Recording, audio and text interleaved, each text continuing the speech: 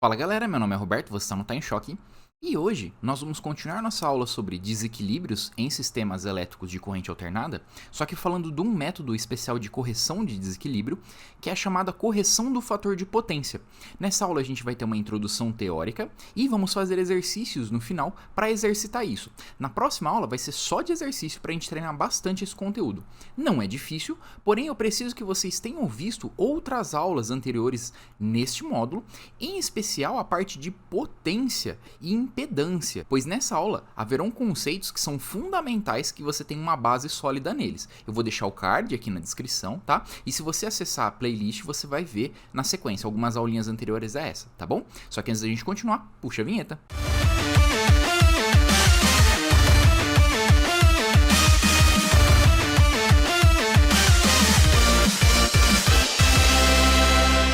Relembrando, fator de potência, ele é uma medida que varia entre 0 e 1 e que vai relacionar o quanto de potência ativa eu estou efetivamente utilizando em um circuito em corrente alternada.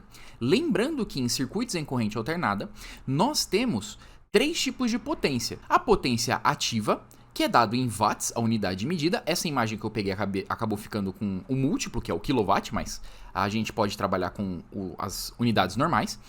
Então a gente vai ter a potência ativa dado em watts, que mostra o quanto de energia a minha fonte está fornecendo para a minha carga, e esta energia ao longo do tempo está sendo transformada, está sendo realizado o trabalho. Então um resistor, ele é uma carga que realiza trabalho, pois ele converte energia elétrica em térmica ou luminosa, etc. E desta forma, você está realizando o trabalho, então você está consumindo potência ativa. Por sua vez, nós também temos uma outra parcela de energia que é consumida ao longo do tempo, só que ela não sai do nosso circuito, ela não é convertida, ela não realiza trabalho. Essa parcela de energia ela é acumulada e ela tem por finalidade influenciar em processos naturais do seu sistema para determinados elementos. Então, um indutor, ele vai armazenar uma certa quantidade de energia em forma de campo magnético para que ele tenha a sua operação natural.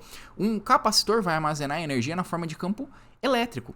Então, esse tipo de energia que não é transformada em outra forma e sai do meu sistema, ela é chamada de potência reativa, que é essa energia acumulada ao longo do tempo, vamos dizer assim, consumida ao longo do tempo. Essa energia, por sua vez, depois que a fonte para de imprimir sobre o elemento, a energia, esse elemento devolve ao circuito, então vai dissipar em outro elemento, como um resistor, vai voltar para a fonte, etc. A gente já viu isso nas aulas, está no card, aliás, que eu indiquei para vocês. E a gente tem a potência aparente, que resume tudo isso. Então a potência aparente é uma forma de explicar para a gente o quanto de potência ativa e reativa o meu circuito está consumindo. Porque perceba, como eu estou fazendo uma soma vetorial, lembrando de toda aquela parte de números complexos e etc. que a gente viu nas outras aulas, a potência ativa e a potência reativa, elas são consumidas pelos elementos. Então perceba, potência reativa é capacitor e indutor e potência ativa é resistor. Então são elementos distintos. Então a soma não pode ser de potências, não pode ser a mesma, não pode ser uma soma escalar. Tem que ser uma soma diferente que mostre a parcela e a influência de cada um deles. Então a gente usa o plano complexo e faz uma soma vetorial, como você pode ver. E a potência aparente é o vetor resultante dessa soma. E com isso a gente tem a visão de um triângulo. Na verdade, isso daqui são vetores. Então, você tem um resumo dessas potências pela potência aparente. Porque perceba, para uma mesma potência aparente, você pode ter uma parcela maior de potência ativa ou uma parcela maior de potência reativa, beleza? E aí, onde que entra o fator de potência, depois que eu fiz todo esse resumo? O fator de potência é justamente o cosseno desse ângulo aqui formado entre a potência aparente e a potência ativa. O fator de potência vai me falar assim, ó, de um total de potência aparente, ou seja, de um total de potência fornecida ao circuito, de 0 a 1, ou seja, de 0% a 100%, quanto que realmente é convertido em trabalho, quanto que é potência ativa, entende? Então, no melhor dos casos, o nosso fator de potência para todos os circuitos deveria ser 1. Por quê? Toda aquela energia que a minha fonte está fornecendo ao elemento, ela está sendo convertida em trabalho. Então, por exemplo, meu chuveiro, tudo que pega de energia elétrica está transformando em calor e meu banho está saindo quentinho. O meu forno está assando o meu pão, porque toda a energia elétrica está se transformando em energia térmica. Por exemplo, a lâmpada incandescente, tudo está virando energia luminosa. Em teoria deveria ser assim, mas não é possível. Por quê? Porque uma boa parte de potência reativa, ela é necessária para o circuito, para os elementos, motores, geradores, etc., entre outras máquinas, operarem. Então nessa aula a gente vai ver o que pode ocasionar um circuito em que o excesso de potência reativa é evidente em relação à potência ativa e como a gente faz para contrabalancear isso. Então para você calcular o fator de potência, abreviado por FP, que é cosseno desse ângulo θ ou φ, tá? Nas literaturas você vai encontrar as duas letras gregas, tá bom? Esse ângulo entre a potência aparente e a potência ativa, quando você tira o cosseno dele, você acha o fator de potência, que é a mesma relação que você pegar a potência ativa sobre a aparente, que é a mesma coisa que você pegar a resistência sobre a impedância da sua carga analisada. Por quê? Lembra que no triângulo de impedâncias e no triângulo de potências, o ângulo aqui formado é o mesmo, eles são proporcionais, então tirar o cosseno deles, já que o ângulo é o mesmo, vai dar o mesmo resultado, beleza? Tudo relação trigonométrica. Lembrando, se você tiver dúvida, volta algumas aulinhas no começo dessa playlist que você vai ver tudo explicadinho, bonitinho, tá bom? Então o que acontece se a gente tiver um fator de potência ruim? E o que seria um fator de potência ruim? Baixo, que ele está mais próximo do zero do que de 1. Então a gente vai ter um aumento da corrente elétrica na linha, porque perceba, se eu tenho uma mesma potência fornecida e a tensão do meu gerador é a mesma, na minha carga então a corrente tende a aumentar se a minha potência aumentar. E se a minha parcela de potência que aumenta for reativa, ou seja, é uma parcela de potência que não vai servir para o meu trabalho, não vai servir para o meu propósito final, eu vou estar aumentando a corrente elétrica, mas efetivamente eu não vou estar aproveitando aquilo. Olha que interessante. E com isso eu também vou ter aumento de perdas na rede elétrica por efeito Joule, porque se está aumentando a corrente no fio, que vai até a minha carga que está desbalanceado, aquele fio tem uma resistência, e conforme maior a corrente, maior a perda por efeito Joule, como a gente viu no início do curso. Isso também pode ocasionar uma sobrecarga dos geradores, das nossas fontes. Por quê? Pô, eu tenho uma potência aparente ali, e teoricamente eu deveria usar tudo aquilo de potência ativa, mas não, acaba sendo uma boa parte usada para potência reativa, e eu acabo não percebendo, e eu vou inserindo mais cargas na rede, quando eu vou ver, minhas cargas não estão sendo alimentadas corretamente, e muita parte da energia está sendo desperdiçada, entre aspas, não está sendo aproveitada, e isso sobrecarrega meus geradores. Com isso eu também tenho a diminuição da capacidade efetiva da rede, como eu acabei de falar, e aumento do custo de produção, que vem parar no nosso bolso, no final das contas. Além disso, o efeito agudo de indutores ou capacitores na nossa rede, como a gente viu, causam transitórios, e com isso a gente aumenta a instabilidade transitória da nossa rede. Existem dois métodos para você fazer a correção do fator de potência, ou seja, pegar um fator de potência que está baixo e aumentar ele para levar próximo de 1, ou igual a 1. O primeiro deles e o mais famoso é a correção por banco de capacitores. Na verdade, isso daqui deveria ser chamado de correção por acréscimo de reatância, ou então por acréscimo de potência reativa. Porque o que ocorre? Na nossa prática, a humanidade desenvolveu diversos equipamentos elétricos, na sua imensa maioria, e basicamente na sua vida você vai ver só isso, à base de indutores, que são os nossos motores e geradores. Então você vai ter na sua rede cargas indutivas, em que o seu fator de potência ele vai ser baixo devido à alta característica indutiva da máquina, e a potência reativa que está sendo consumida ali é uma potência reativa positiva, como vocês podem ver aqui na imagem. Essa potência reativa positiva, ela é característica de quê? De máquinas indutivas. Para compensar isso, nós fazemos um acréscimo de potência reativa capacitiva, que é negativa, como você viu na aula de potência comigo. Então, desta forma, você vai ter consumo de potência reativa tanto pelo indutor como pelo acréscimo do novo capacitor, e desta forma você vai compensar elas, porque uma anula a outra. Então, eu vou indicar aqui como 1, sendo o índice para antes da correção, e 2 para após a correção. Então vamos fazer o seguinte, a gente vai corrigir por acréscimo de potência reativa. Só que como a gente sempre vai utilizar capacitores na nossa rede, porque só está instalado carga indutiva, em 99,99% dos casos, então a gente vai sempre lidar com o problema tendo, a linha está desequilibrada por excesso de cargas indutivas e a gente vai adicionar cargas capacitivas, beleza? Para este momento do curso isso apenas nos basta. Então olha só, eu vou ter uma potência reativa aqui, Q1, que como ela é positiva, como a gente pode ver aqui na imagem, eu sei que ela é de fator indutivo, ou seja, tem indutores na minha rede. Eu vou ter uma potência aparente S1 e eu vou ter uma potência ativa P1 e o ângulo de fase, φ nesse caso, aqui. Esse ângulo de fase a gente pode ver que ele vai ter um fator de potência, 1 aqui associado, que é igual ao cosseno desse φ, que vamos dar o subíndice também de 1 aqui para indicar que é antes da minha correção. Aí eu fui lá e tô ainda com a minha reatância aqui indutiva, porque eu não vou tirar as cargas da minha rede, eu vou acrescentar uma carga capacitiva. Então a potência reativa aqui, indutiva, continua sendo a mesma. Só que aí eu adiciono o quê? Eu adiciono esse Q capacitivo, que o sinal dele é negativo por natureza. A gente viu que a potência reativa capacitiva ela tem sinal negativo. Então quando você soma essas duas potências, porque são o mesmo tipo de vetor, você pode ver aqui a soma vetorial, a sua potência reativa resultante Q2, que é após a correção, ela é menor do que a inicial antes da correção. Olha que interessante. E olha que bacana. Com isso você faz a mudança desse seu ângulo de fase φ2 nesse caso, após a correção, e consequentemente o seu cosseno de φ, que é o fator de potência, após a correção, ele vai ser maior que o fator de potência antes da correção. E aí, o que você vai notar? Que a sua potência aparente após a correção, ela diminui. Isso é bom porque caso que eu acabei de falar para vocês, de por exemplo, você tem uma mesma tensão aplicada na carga.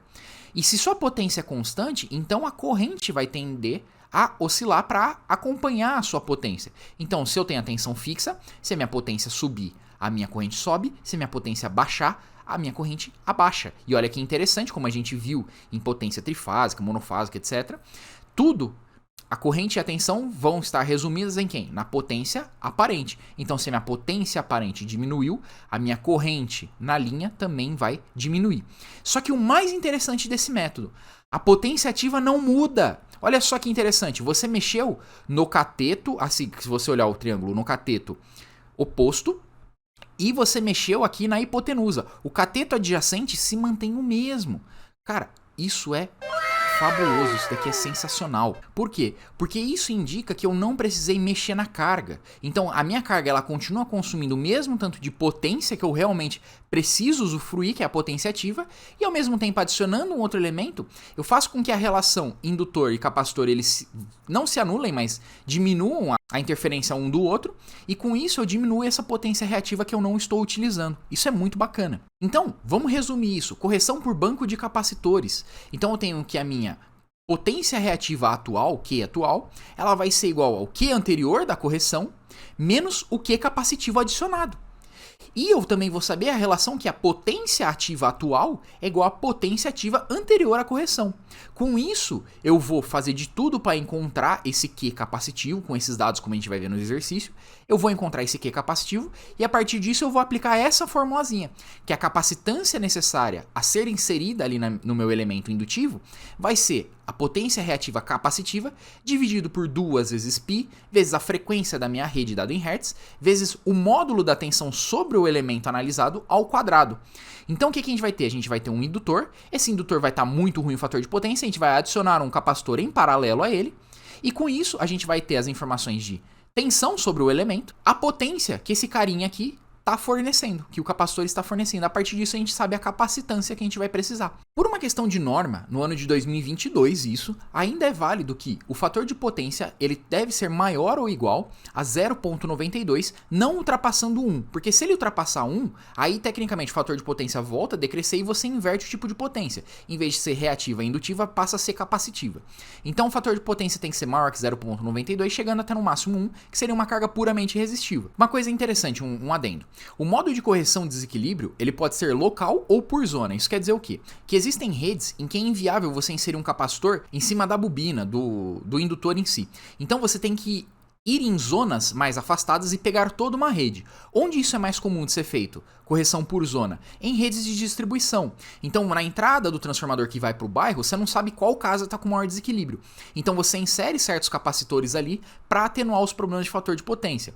Ou então, local, como é feito em plantas industriais, em que para uma máquina, principalmente motores trifásicos, vem especificado o fator de potência e você insere logo antes do elemento, logo na linha dele ali, ou então na fase, depende do fechamento do motor, você insere o capacitor ou o banco de capacitores para fazer a correção naquele elemento específico. Como a gente vai ver, ambas as correções elas vão impactar na rede, só que dependendo da posição, com o exercício que eu vou mostrar para vocês daqui a pouco, pode ser uma influência mais local ou pode ser uma influência mais por zona, beleza? Então, resumindo, você pode também efetuar a correção carga específica ou então aplicar uma média, considerando cargas distintas, como é o caso, por exemplo, de uma rede de distribuição, mas internamente considerando equilibrado, ou seja, eu não sei o desequilíbrio interno na carga, por exemplo, exemplo de uma casa, na rede ali da casa, qual tomada está mais sobrecarregado, mas eu sei a potência média ali que é consumida naquela residência para fazer a correção. E, pontuando, o desequilíbrio que a gente corrige por fator de potência, ele está mais vinculado à fase, mas ele tem uma aplicação direta na amplitude. Por que eu falo na fase? Porque quando você muda o fator de potência, você está mudando a fase. Então o nosso objetivo é mudar a fase. Só que, consequentemente, como muda a potência aparente e a corrente, também vai mudar a amplitude do meu sinal. E por último, a gente tem correção por carga resistiva. Só que, na verdade, a gente também poderia chamar esse método de correção por inserção de elementos resistivos. Porque o que acontece? Neste método, eu vou manter a minha potência reativa na rede, a mesma, a gente não vai alterar, a gente não vai gastar inserindo o banco de capacitores ali. Porém, o que eu vou fazer? Eu vou aumentar a quantidade de potência ativa consumida. Então eu vou inserir cargas na minha rede, de preferência resistiva, para que não mexa na potência reativa. Então perceba, se eu adicionar uma potência resistiva aqui, eu vou estar adicionando puramente potência ativa e, consequentemente, esse meu ângulo de fase aqui, ó, esse meu ângulo de fase φ, ele vai ser alterado.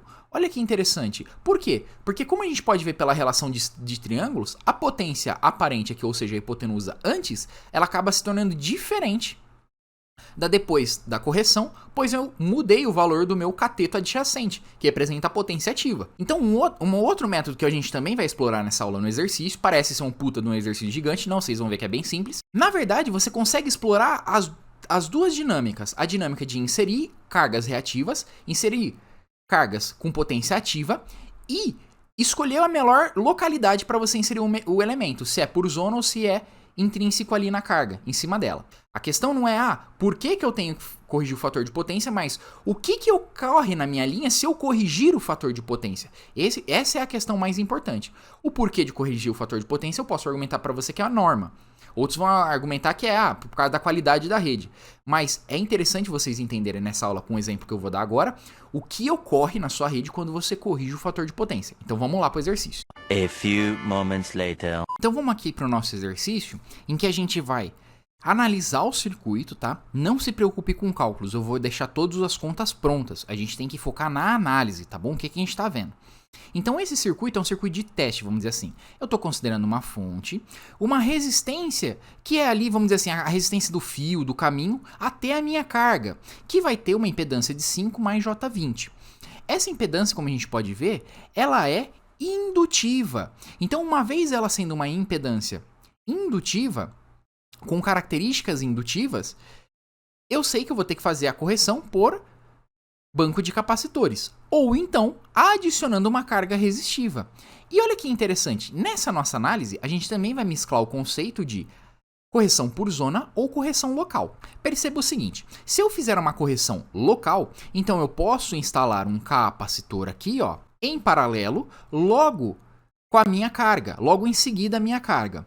Perceba que esse capacitor, ele não está enxergando diretamente a minha resistência, porque ele está após essa minha resistência. Então a fonte vai fornecer energia aqui, ó, que vai ser convertida em potência reativa para o capacitor e uma parcela de potência ativa mais uma parcela de potência reativa indutiva para o indutor. Como eu sei que a potência no capacitor é negativa e no indutor é positiva, a minha potência reativa total vai ser inferior. Então, estou fazendo correção do fator de potência por inserção de banco de capacitor com uma análise local, tá bom?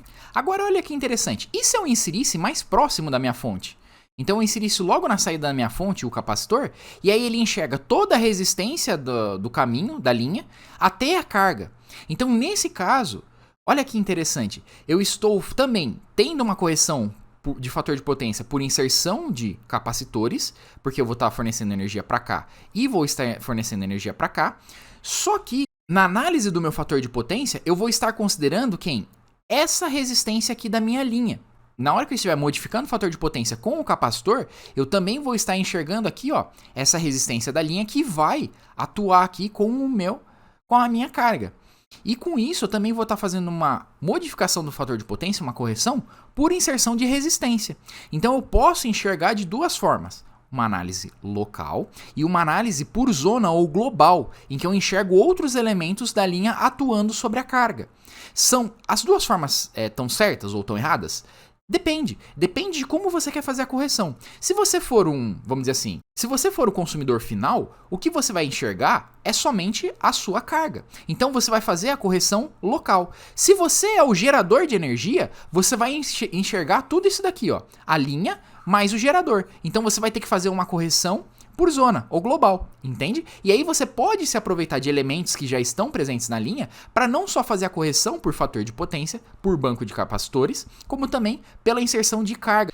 Antes de você iniciar qualquer exercício de correção de fator de potência, verifique se é necessário fazer a correção, tá? Às vezes tem pegadinha aí em livro, prova, essas coisas.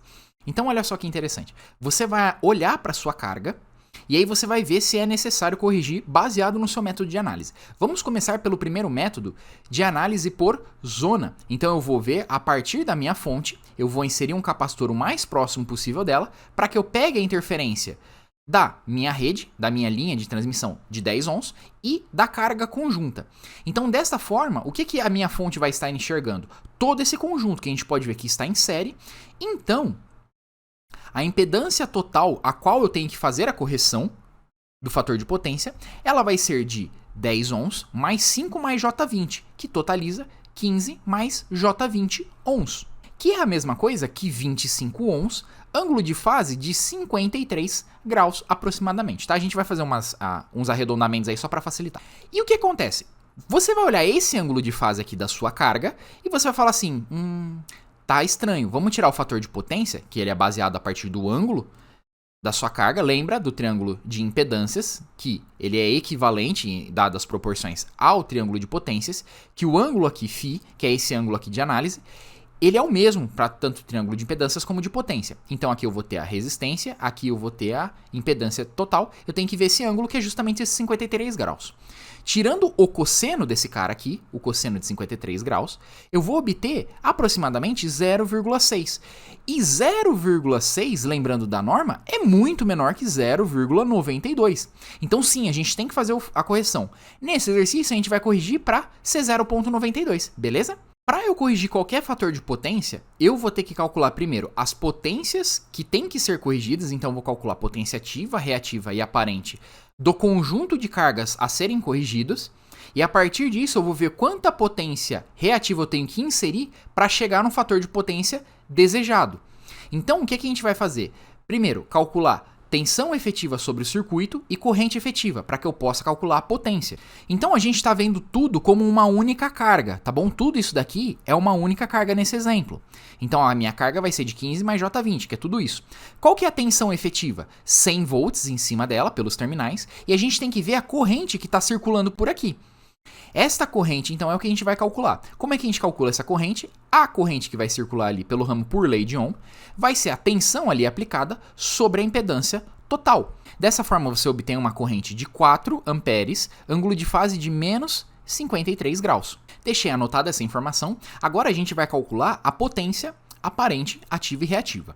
Então, lembrando das nossas aulas de potência, a sua potência na notação fasorial total sobre todas as cargas aqui, ela vai ser igual a multiplicação dos fasores de tensão pelo de corrente conjugado. Não pode esquecer de inverter o valor do ângulo de fase na corrente, tá bom? É uma convenção matemática, como eu expliquei para você em outras aulas. Então, dessa forma, eu vou ter 400 volt-amperes de potência aparente, ângulo de fase de 53 graus. Então, esse ângulo de fase positivo indica que a nossa carga é indutiva e faz sentido, né? E com isso eu extraio que, passando da notação polar para a notação retangular, que eu vou ter 240 watts de potência ativa e 320 volt-amperes reativo de potência reativa. Perceba que até o momento a gente não calculou nenhuma correção, a gente só está tirando dados do nosso circuito para pensar na melhor estratégia. Uma pequena observação. A adição da resistência aqui vai mudar o fator de potência, só que vai ficar implícito. Quando a gente fizer o exercício apenas considerando aqui a minha carga sem essa resistência, vai ficar mais explícito. Aí eu tiro a conclusão para vocês.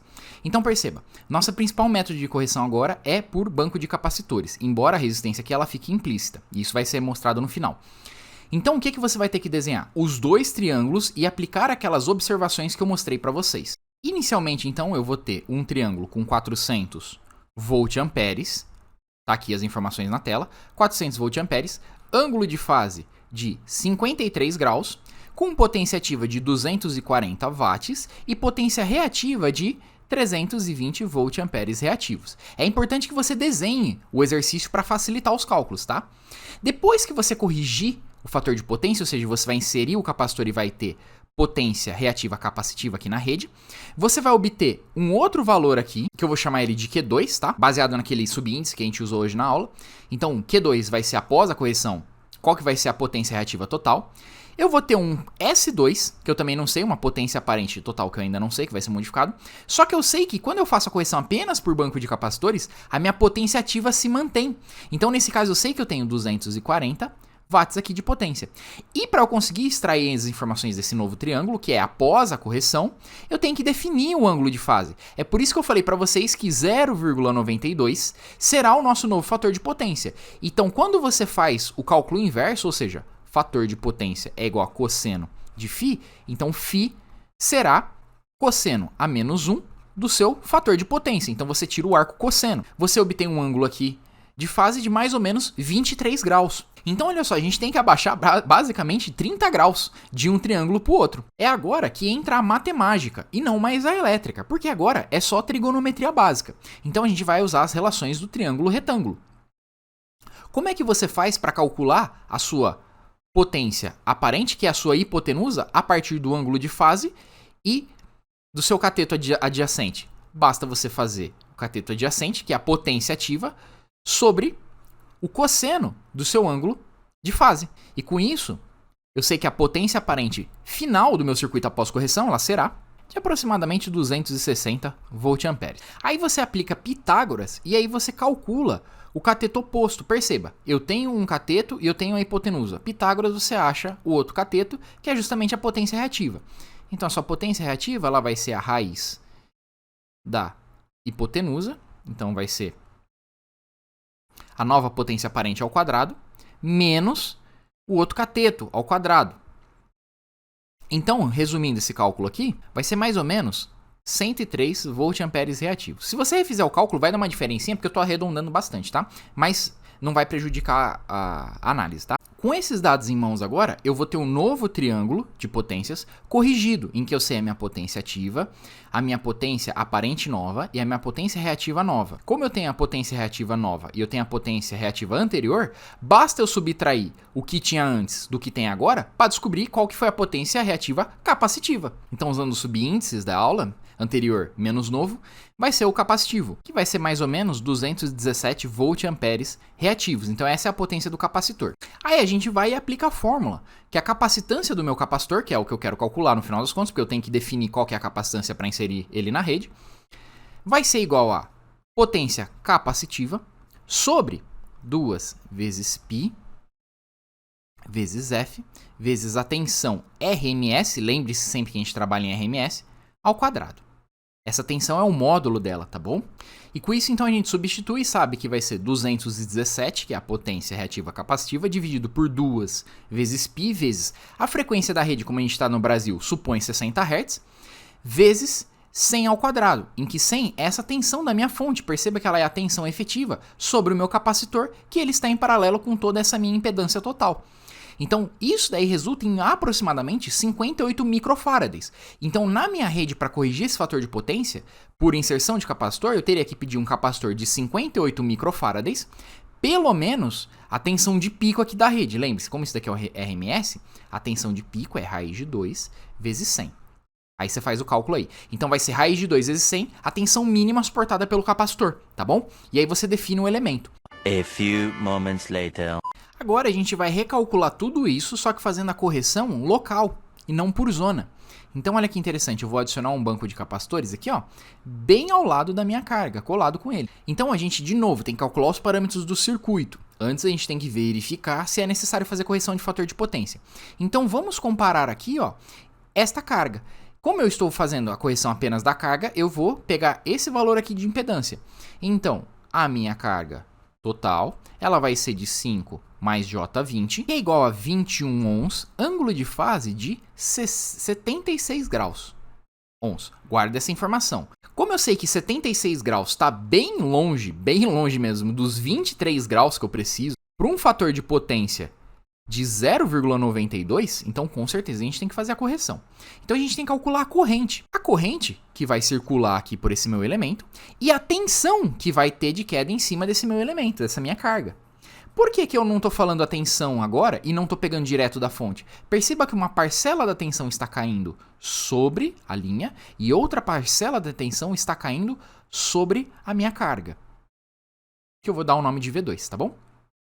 Vamos começar calculando a corrente, que é mais fácil. A corrente que está circulando por ali, a gente já fez esse cálculo. Vai ser, como está uma ligação séria aqui, vai ser basicamente essa tensão sobre essa impedância, que a gente já tinha calculado no exercício anterior, que dá 4 amperes, ângulo de fase de mais ou menos 53 graus. Para o cálculo da tensão, você vai ter que fazer um divisor de tensão. Então, olha que interessante. A minha tensão 2, que é a tensão sobre a minha segunda carga, ela vai ser a tensão de entrada, que é 100, ângulo de fase 0 graus, multiplicado por impedância 2 sobre impedância 1 mais impedância 2. Fórmula do divisor de tensão. A gente tem aulas disso na nossa playlist. Então vai ser de 5 mais J20 sobre 15 mais J20. Por que 15? 10 mais 5, parte real, tá bom? Então você tem uma tensão resultante de 82,5, ângulo de fase de 23 graus, volts. Calculado isso, a gente calcula agora a potência consumida pela nossa carga. Mas por que agora só a potência pela nossa carga? Percebe, a gente está fazendo uma análise local. Eu estou inserindo o capacitor em cima da minha carga. Ele não está querendo ter influência, embora ele tenha, mas ele não está querendo ter influência sobre os demais elementos do circuito, tá bom? Então, a minha potência na minha carga, e eu vou deixar já na notação fasorial, ela vai ser a tensão vezes a corrente conjugada sobre o elemento. Então você vai ter 82,5, ângulo de fase 23 graus, vezes 4, ângulo de fase 53 graus, que vai resultar em 330, ângulo de fase 76 graus, volt-amperes, ou então 80 watts, mais 320 volt-amperes reativo. Olha que interessante, a potência reativa se manteve a mesma do exemplo anterior. Por quê? Porque não variou a parte indutiva, ela se manteve os mesmos J20 de impedância. O que variou agora de um para o outro é a potência ativa. Por quê? Porque antes eu estava considerando a potência aqui, vista do meu circuito de análise, pelo capacitor aqui, pela interação dele com o resto do circuito, com a impedância aqui da minha linha, que é uma carga puramente resistiva. Nesse caso agora, só estou considerando a resistência aqui, ó, da minha carga, que é de 5 ohms. Será que isso vai ter impacto no nosso fator de potência? A gente já está vendo que sim. Por quê? Esse 76 graus aqui é muito maior dos 53 graus que a gente tinha visto no exercício anterior. Então, olha só, nós temos agora, fazendo a análise do triângulo de potência, já que a gente calculou todas as potências da nossa carga de correção, vai ser 76 graus esse ângulo aqui. Eu vou ter uma potência aparente de 330 volt-amperes. Eu vou ter uma potência reativa de 320 volt-amperes reativo e uma potência ativa de 80 watts. No meu novo triângulo, em que esse ângulo aqui ele vai ser de 23 graus, consequentemente fator de potência 0,92, eu vou ter a mesma potência ativa, 80, só que eu não sei quem que é meu Q, 2 nesse caso, e o meu S2 nesse caso. Ou seja, após a correção, quem que vai ser a potência reativa e aparente. Então a gente vai calcular. De novo, trigonometria. A nova hipotenusa, que é a potência aparente, ela vai ser a relação do cateto sobre o cosseno do ângulo formado, que vai resultar em aproximadamente 87 volt-amperes. Por sua vez, fazendo por Pitágoras, o Q após a correção, ele vai ser a raiz quadrada da sua potência aparente ao quadrado menos a potência ativa ao quadrado. Vai dar mais ou menos 34 volt-amperes reativo. E aí, fazendo agora o cálculo da potência capacitiva que você vai estar instalando na sua rede, basta pegar o anterior à correção com o após a correção e subtrair eles. Então eu vou obter mais ou menos 286 volt-amperes. E com isso eu calculo a capacitância. Então vai ser 286, que é a potência instalada, sobre 2 vezes π, vezes a frequência da rede que a gente considera que é do Brasil, 60 Hz, vezes a tensão efetiva ao quadrado. E quem que é a tensão efetiva ao quadrado nesse caso? É justamente a tensão de 82,5, que vai resultar num capacitor de 111 microfarads. Eu tô tentando não apagar muitas coisas aqui para não perder nenhuma informação, tá? Mas olha que interessante. Antes, quando você fez a correção por zona, ou seja, inserindo o capacitor pegando a linha mais a carga, ou seja, uma carga puramente resistiva, ali um acréscimo de carga resistiva, você teve uma potência maior enxergue pela análise do seu circuito, mas na verdade a potência que o circuito está consumindo é a mesma, porque ambos os circuitos analisados são os mesmos, tá? O que muda é de onde você está vendo essa potência que está sendo consumida. Nesse primeiro caso, por zona, você está considerando a potência da linha mais a da carga. E aí você obtém, primeiro, um ângulo de fase de 53 graus e um fator de potência 0,6. Olhando para a análise por zona, em que você insere o capacitor logo a seguir na carga, desprezando os efeitos da linha, você vai estar analisando intrinsecamente aquele elemento, que naturalmente tem um ângulo de fase muito elevado e, consequentemente, um fator de potência menor. Então, olha esse ângulo de fase 76 graus. Esse ângulo de fase 76 graus dá um fator de potência de mais ou menos 0,24. 0,23, que nem a gente tinha calculado aqui. Então, é muito baixo, sabe? Aí você para e pensa, poxa, apesar de eu ter um circuito com uma potência maior, que seria, em teoria, não que o circuito tenha potência maior, mas a forma como eu estou analisando me dá uma potência total maior, uma potência aparente maior, ele tem um ângulo de fase e um fator de potência melhores do que analisando apenas a carga isolada. Por que isso? Justamente por causa da adição desta resistência aqui. Essa resistência, essa carga que a gente no exercício concluiu que era a linha, mas poderia ser uma carga em paralelo aqui, resistiva ao meu elemento, que eu estou fazendo a correção do fator de potência, ela muda quem? O cateto adjacente, que é justamente a potência ativa. Mudando ele, eu consigo diminuir também o meu fator de potência, como eu expliquei para vocês na aula. Então, subjetivamente, de um exercício para o outro, eu fiz a correção de fator de potência não só por banco de capacitores, como também pela adição de cargas resistivas. Olha que interessante. Então, não necessariamente consumir mais potência indica que o fator de potência vai piorar. Entende? Muita gente acha que o seguinte, eu vou aumentar a quantidade de cargas na minha rede, vai piorar o fator de potência. Não necessariamente. Entende? Se você estiver adicionando cargas com potência reativa que se contrapõem, então nesse caso tem um indutor, você adiciona um capacitor, o fator de potência melhora. Se você estiver adicionando cargas resistivas, o fator de potência melhora, entende? O que vai variar é a forma e a estratégia que você quer fazer isso. Em ambos esses casos, como o circuito é o mesmo, o que mudou foi a análise, a corrente efetiva sobre a carga, o elemento que a gente está analisando fazer a correção do fator de potência, ela é a mesma, ela continua sendo de 4 amperes. Não houve variação entre um circuito e outro, porque na verdade eles são o mesmo. O que mudou é a forma de você fazer a correção. Além disso, olha só, aproveitando a resistência da linha, no final, olha o valor de capacitância que você precisou inserir, apenas 58 microfarads. E olha quando você não teve a influência da linha, quanto que você precisou? 111 microfarads. Você basicamente dobrou o valor de capacitância, justamente porque no segundo método, que é de análise local, toda a correção está sendo feita apenas pelo capacitor, então tem que ser um capacitor maior, mais bitelo. Quando você está fazendo uma correção considerando outras cargas, e nesse caso puramente resistiva, uma parte da correção está sendo feita pelo capacitor e outra parte pela carga resistiva. Então você pode aliviar um pouco essa potência, ou seja, o tamanho do capacitor que está sendo ali inserido, tá bom? Então eu espero que vocês tenham entendido essa aula com esse exemplo e que tenha ficado claro. Se você gostou dessa aula, eu peço que você deixe o seu like, compartilhe com seus amigos e se inscreva no canal. Isso está ajudando bastante, não só a comunidade, como também as minhas motivações. É muito bacana ver todo mundo participando. E os vejo na próxima aula. Muito obrigado, até lá!